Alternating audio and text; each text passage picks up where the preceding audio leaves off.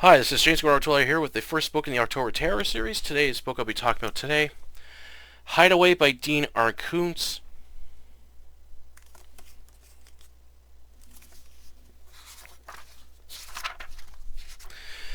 This was published by G.B. Pooman Sons in 1992. This is my second book I've read by Dean R. Koontz, and I was really disappointed with it. I had no idea what this book was going to be about. I only know a little about it. I remember reading the plot that begins with a guy surviving a car crash, and then he suddenly sees like visions of a serial killer killing people and stuff, and he's somehow linked to this guy.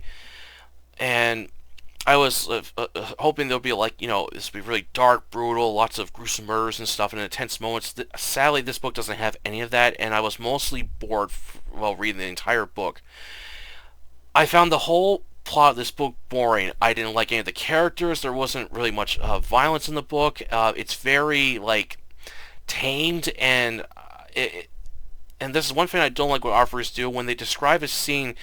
They'll give a very brief description of what happens, and it's up to you, the reader, to decide how gruesome it really was. And I really don't like that. To me, I find that really lazy when an author just gives a brief description. I like it when they go full out with violence and stuff, and they describe everything in vivid detail. That's what I prefer. But reading this whole book was boring. I had so many problems and issues with it, and the finale was just absolutely a letdown. I was like, really, this is the best way you can end the story? I thought this had a lot of potential. It could have been so much better, but overall, I was really disappointed by this book. I'm hoping that when I go to read other books by this author, I'll find more titles to enjoy. Alright, on to the book review. Plot: driving on the highway up in the mountains close by to California, antique dealer Hatchford Benjamin Harrison and his artist wife, Lindsay. It is snowing with the roads icy, with Harrison trying to keep control of his Honda when he suddenly drives over a patch of black ice, causing him to crash his car through the barrier. They go down the cliff with the car hitting over the edge. Harrison yells at Lindsay to get out, but it's too late as the Honda leans forward, rolls down the hill, and falls into a river. Harrison is knocked out while Lindsay is trying to get out of the car before it sinks. The front windshield has shattered during the crash, allowing her to crawl out, then pull her husband out, but are now stuck on rocks. A truck driver, Bill Cooper, who was behind them, watched the Honda go off the road as he calls in for help. It isn't long till the police and paramedics show up, as Bill weighs them down with his flashlight. The couple is rescued and brought up on stretchers into a waiting ambulance. While Lindsay has minor injuries, however, Harrison isn't breathing with no pulse. The ambulance rushes towards a parking lot with a helicopter airlifting the couple to a hospital. Lindsay keeps asking about Harrison, is he doing okay, but the paramedics keep telling her she's going to be alright. Harrison dreams of going to a museum with strange yet disturbing sculptures and paintings with angels and demons. He finds a large stone statue of Satan along with a demon known as Vicasco. The further Harrison explores this museum, he begins to see the mind of a serial killer calling himself Vicasco, along with having nightmares of an amusement park. After being unconscious for 80 minutes, Harrison awakens in his room as the doctors were able to save his life. As it's pouring rain with a thunderstorm raging outside, Harrison tries warning one of the nurses that something is out there but passes out again. Later on, Lindsay is told the good news that her husband has made a full recovery. Meanwhile, a serial killer, Vazico, drives in his silver Camaro as he goes to a local bar in Orange County, stalking his next victim. While drinking a Coke with rum, he suddenly begins saying the name Lindsay for no reason. He leaves before anyone hears him. Puzzled by this, he returns to his hideaway, an abandoned amusement park he lives in. He always comes out at night as he's able to see in the dark, but avoids daylight since his eyes are sensitive to the light. Vazico enjoys killing women, getting a thrill from it. He strongly believes he is a human incarnation of a demon and believes by killing people he'll be able to join his master Satan. After making a full recovery from the accident, Harrison and Lindsay decide to adopt a child after losing their son 5 years ago from cancer. They pick Regina, a cute, smart, yet annoying girl, which Harrison feels she's going to be a lot to handle, while Lindsay is happy with their choice. Harrison has gone back to work in his Art Deco office in Southern California, while his wife drives him in her red Mitsubishi. The following night, Vazico drives to a cheap motel to stalk a potential victim. Wearing all black along with his sunglasses, he sees couples entering and leaving as he's waiting for a woman to be alone when he suddenly notices an old Pontiac pull up with a man behind the wheel. Vazico sneaks up on the man and punches him hard across the face and beats him up, then throws him into the trunk. He drives off in the stolen car, taking any valuables he can find, and looks at the ID of its owner, Redlow. Vazico then brings Redlow to his house as he ties him up to a chair. Vazico pinches his cheek with pliers, making him reveal he was hired to find a guy named Leonard Kirby. Redlow tells him where he keeps hidden cash in the house, hoping he'll be spared. To his horror, Redlow hears the buzzing of the electric carving knife. Vazico returns to the motel and washes up, then drives the stolen Pontiac over to a bar to change out the license plate and picks up his next victim. He talks to a woman before pulling out a switchblade and slices at her face, cutting out her eye. He then grabs another woman into his car and kills her by shooting her twice in the face with Redlow's gun. She is finally thrown against the passenger door as Vazico quickly throws the dead woman out of the car and floors it. Harrison is awoken in the middle of the night, having seen the murders Vazico has done. He's horrified as it felt so real. Harrison tells his wife, who believes he was sleepwalking while dreaming it. They go out where the murder happened, as Harris is able to tell Lindsay in gruesome detail how it happened as they see a group of squad cars blocking off the area, proving the murder was real. Lying naked in his hideaway, Vazico dreams of the woman who cheated death as this angers him, but notices he's seeing through the viewpoint of Harrison as he's describing the murder he committed last night.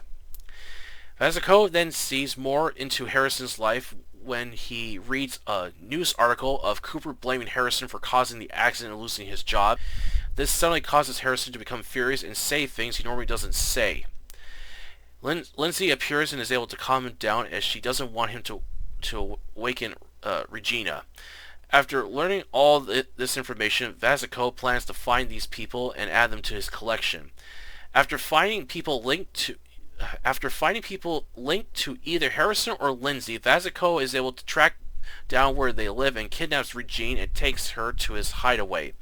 Harrison and Lindsay chase after the killer to rescue their daughter and to put an end to Vazico's killing spree to prevent him from being reunited with the devil again. Hideaway was a very plain and boring horror thriller novel. Disliked the plot, the cast, and felt very tamed in places. Despite being detailed in locations, however, there was way too much pop culture references and biblical nonsense within the novel, which I felt Koontz focused way too much on. Felt the writing structure wasn't that good, with character dialogue not engaging, dry, and cringy at times. There wasn't one single character I liked in this novel. I felt the main character Harrison and his wife Lindsay were boring, their adopted daughter Regina was annoying, and worst of all, the serial killer Vazico. His character was so dull. He was the least threatening killer I have ever read, and the way he talks to his victims like he's a gentleman really felt out of place, nor made him edgy. Another thing I really disliked with Hideaway was how tame the violence and gore is. Koontz gives a brief description of it, but doesn't go into the gruesome detail of it, leaving the reader to envision it themselves. What I wasn't impressed with was the whole plot of the character who nearly dies in a car accident is suddenly connected to a serial killer.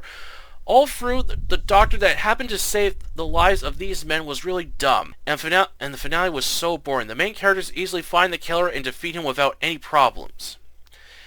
This could have been way better if Koontz hadn't handled the dark subject matter while wearing a glove, give better description of the violence, cut out the pulp culture and biblical references, make the characters more engaging and interesting, improve the plot, and deliver a better grand finale. Overall, I don't recommend Hideaway. It's a very boring and tamed horror thriller. I'm sure you could find better horror thrillers than this one. Alright, that's our review today. Hope you enjoy it. And for the first book of October Terror, this one was a really huge letdown. When I was deciding what books to read to begin reading for October Terror, I decided to pull this one out because look at this gorgeous cover work. Look at this. This is absolutely gorgeous. I really like this. It has like this really dark, dreary atmosphere, and I'm expecting it to be very violent. Nope, I didn't get any of that when I read it. As I said, the plot is it's so boring. The main character Harrison, or as he's called everyone throughout the book, Hatch, which is a really, really weird name, survives a car accident and he's unconscious for like 80 minutes, and somehow he's connected to this serial killer, and it's later revealed that it's because this doctor who saved Harrison's life also saved the killer's life, who turns out to be his father. I was like, what? How does this connect them? Seriously, how does this connect the two? I don't get it.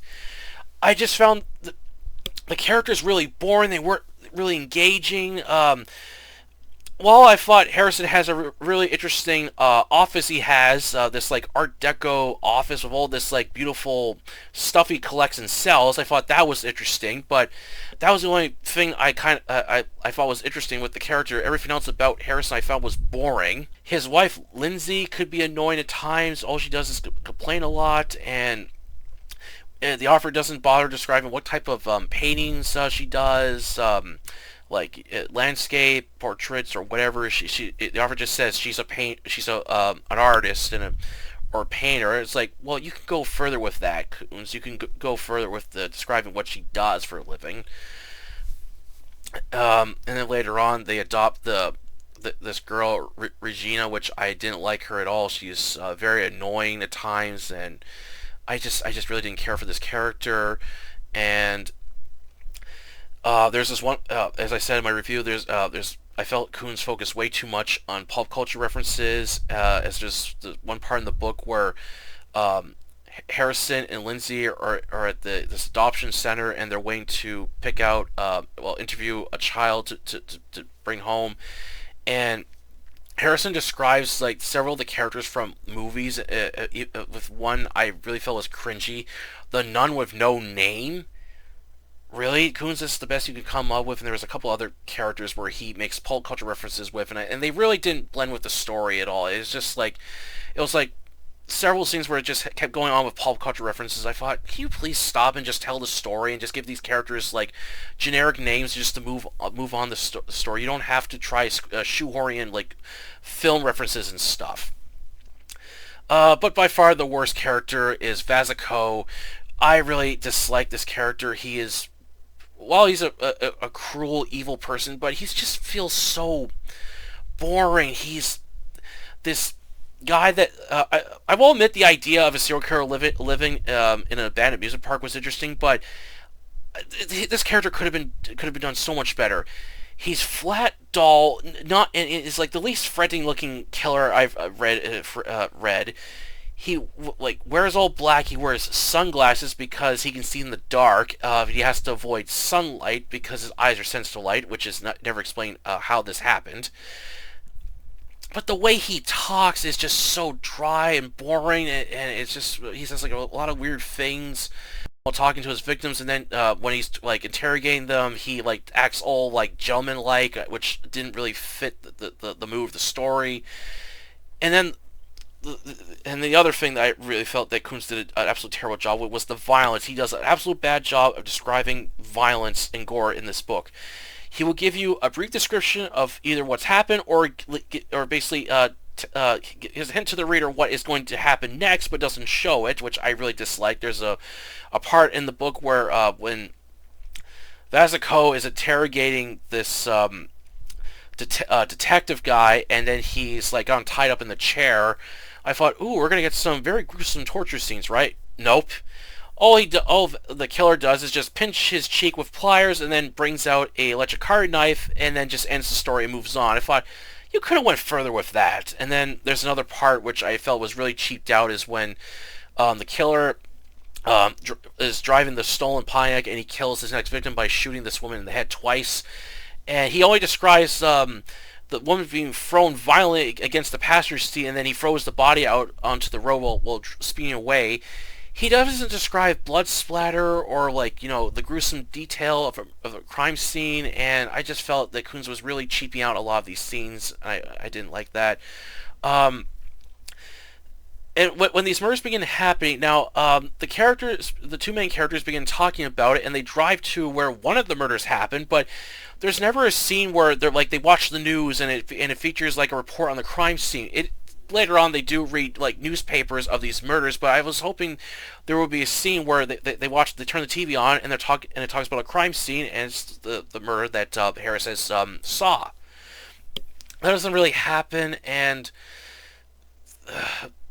I just overall just found the book very boring and not really engaging, and I was just reading through this, and I was just really hoping that maybe Koontz would have the finale make up for it, but he doesn't do that. It was just a very boring, tame book, and the finale was absolutely a huge letdown. They're able to find the killer, and then when the Harris confronts him, the killer doesn't try to stop him. He says, "Oh, you found me," and then Harrison just easily finishes him off, rescues Regina, and that's it. Come on, you could have done so much better, Koontz, seriously. So overall, I don't recommend Hideaway. It's an absolutely terrible horror thriller novel. Not a good way to start off October Terror. Now, I have read his other book, Phantoms, many years ago, and I've never liking that one, so I'll have to pull that out and read that one again, see if it still holds up or not. I do have his other horror book. I do have Watchers, which I heard is really good, so I'm hoping this book will be a lot better than Hideaway. I've heard mixed things with Koontz novels. There's people who like his work and some who don't, and I've also read that a lot of people prefer his early stuff because he was a lot more edgy back then. As now he's kind of softened up, kind of similar to like Stephen King. Like he used to be edgy, now he's kind of like a soft writer. So I'll have to check out Watchers and some of Koontz earlier works to see if those are better or not. Alright, that's for the review today. I hope you enjoyed it, and please don't forget to like this video and subscribe to October Library, the new channel where I post book reviews, book hauls, and our fiction-related content. Until then, I'll catch you later.